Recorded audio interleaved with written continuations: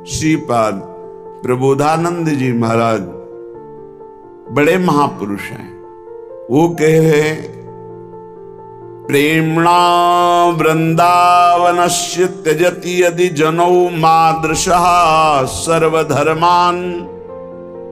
अगर आप रोज सत्संग सुनते हैं फिर भी आपको अपने कल्याण की या अपने विषय की कोई चिंता है, तो मुझे लगता है आप सत्संग सुनते नहीं हैं, मनन नहीं करते, नहीं तो आप बेपरवाह हो जाए।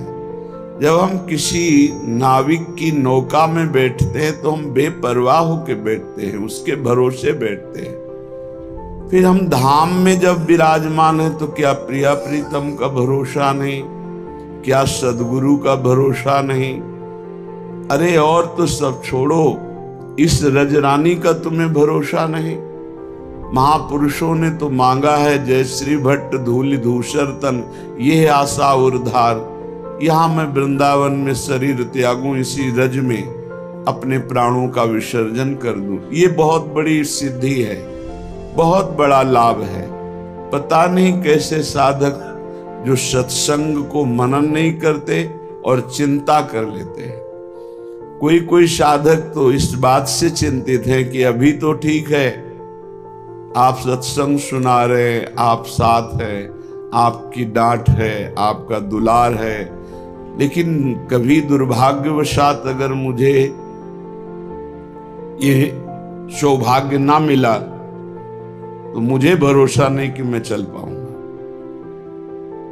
तो मुझे लगता है कि जिनको ऐसा है तो आप देख लेना, यदि आप समर्पित हो तो आज तुम प्रमाद कर सकते हो, लेकिन जब कल शरीर नहीं रहेगा तब तुम प्रमाद नहीं कर सकते हो। ध्यान रखना, अगर शरणागत हो तो तुम्हारे दिमाग में बैठ जाएगा गुरु। अभी तो शरीर से है इसलिए बेपरवाह हो, लेकिन जिस दिन ये शरीर ना रहा या गुरु का शरीर नहीं रहेगा तो सच्चे शरणागत के दिमाग में गुरु बैठ जाते हैं और वो विरह और मिलन की तड़प में पूरा जीवन समर्पित करके वो उच्च कोटि की अवस्था को प्राप्त होता है। बिल्कुल ऐसा ना सोचा जाए कि फिर क्या होगा, फिर वही होगा जो मंगल विधान श्री जी रचती हैं। हमारा जीवन श्री जी के चरणारविंद में समर्पित है। हमारा कर कमल श्री जी ने पकड़ लिया है, भरोसा करो। कैसे जानोगे श्री जी ने पकड़ लिया? जब रसिक जन पकड़ ले तो जान लेना श्री जी ने पकड़ लिया। कहो कृपा उपजे के भांति, तो बोले रसिकन संग फिरो दिन राती। रात दिन यदि रसिक महापुरुषों का संग है तो कृपा ही कृपा मेरी लाडली की है। श्रीपाद करे, श्री वृंदावन में मेरा प्रेम है, प्रेम प्रेमणा वृंदावनस। अब आगे कह रहे, त्यजत यदि जनो मादृशा सर्वधर्मान। सब व्यक्ति मुझसे मुख मोड़ लें, मुझे वृंदावन से प्रेम है, मैं वृंदावन नहीं छोड़ सकता। अब मेरे से सब लोग बिगड़ जाएं, मेरे से शत्रुता कर बैठे, मेरी निंदा करें, मुझे छोड़ दें, तो बोले मुझे इसकी कोई परवाह नहीं। समझते जाना, त्यजत यदि जनो और मादृशा सर्वधर्मान। यदि मैं वृंदावन वास करता हूं, वृंदावन से प्रेम और मैं किसी धर्म का पालन करने की योग्यता नहीं रखता, मैं कोई धर्म पालन नहीं करता। मादृशा सर्वधर्मान, सब धर्मों का त्याग है मेरे से। बड़ी ऊंची स्थिति है। इसे आप गीता जी पर देखिए, सर्वधर्मान परित्यज्य मामेकम शरणम। एकमात्र मैं धाम का प्रेमी हूं। सब मुझसे द्वेष कर ले, मेरी निंदा करने लगे, सब मुझे छोड़ दे, क्या परवाह। देखो, पकड़ो, सत्संग रोज सुनते, इस बात को पकड़ो।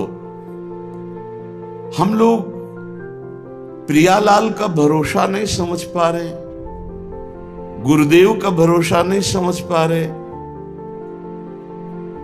मादृशा सर्वधर्मान, मुझसे कोई साधन भजन नहीं होता, कोई धर्म का पालन नहीं होता। मैंने एकमात्र वृंदावन को पकड़ लिया। तो बोले निर्माते वा अपराधान, और जब कोई साधन नहीं हो रहा तो मेरे से अपराध बनेंगे ना। निर्माण अर्थात कोई सीमा नहीं है, ऐसे अपराध बन गए मेरे से वृंदावन में।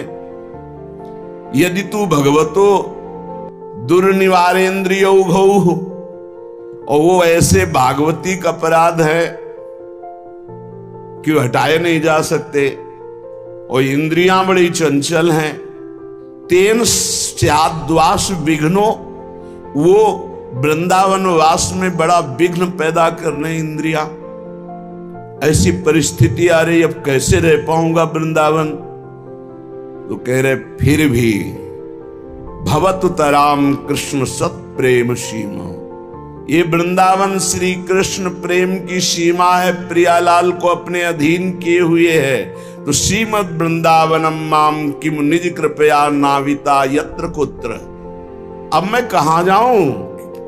तो श्रीधाम वृंदावन ऐसे मुझ मलिन को भी परम पावन करके प्रेम में डुबो देगा। क्या प्रश्न बचा? वृंदावन वासी हो, मस्ती से रहो, श्री जी का नाम जप करो, आनंद पूर्वक विश्वास रखो, मेरा काम हो गया, मुझे परम धाम मिल गया। पर नहीं, बुद्धि की धरा पर विचरण करने वाले लोग ना तो निष्ठा शब्द से परिचय रखते हैं, ना श्रद्धा शब्द से परिचय रखते हैं।